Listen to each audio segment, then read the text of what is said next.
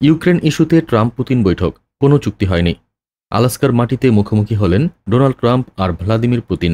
ঘণ্টার পর ঘণ্টা বৈঠক হলো, কিন্তু প্রশ্ন রয়ে গেল, ইউক্রেন যুদ্ধের ভবিষ্যৎ কোথায় দাঁড়িয়ে। বন্ধ দরজার আড়ালে দীর্ঘ আলোচনার পর দুপক্ষ সংবাদ সম্মেলনে এলেও কোনো চুক্তির ঘোষণা আসেনি। ট্রাম্প বলেছেন, সবকিছু নির্ভর করছে ইউক্রেন ও ন্যাটো মিত্রদের সম্মতির উপর, অর্থাৎ সিদ্ধান্ত এখনও ঝুলে আছে। পুতিন দাবি করলেন, স্থায়ী সমাধান চাইলে সংঘাতের মূল কারণ মেটাতে হবে, কিন্তু সেই মূল কারণটা কি তা খোলাসা করেননি তিনি। শুধু ইঙ্গিত দিয়েছেন, ইউক্রেন আর ইউরোপ যেন শান্তির পথে বাধা না দেয়। তাহলে কি এই বৈঠক কেবলই সৌজন্যমূলক ছবি তোলার আয়োজন, নাকি এর আড়ালে লুকিয়ে আছে কোনো গোপন হিসাব নিকাশ? ফলাফলহীন এই বৈঠককে মার্কিন কংগ্রেসের ডেমোক্রেট সিনেটররা বলছেন সম্পূর্ণ ব্যর্থতা।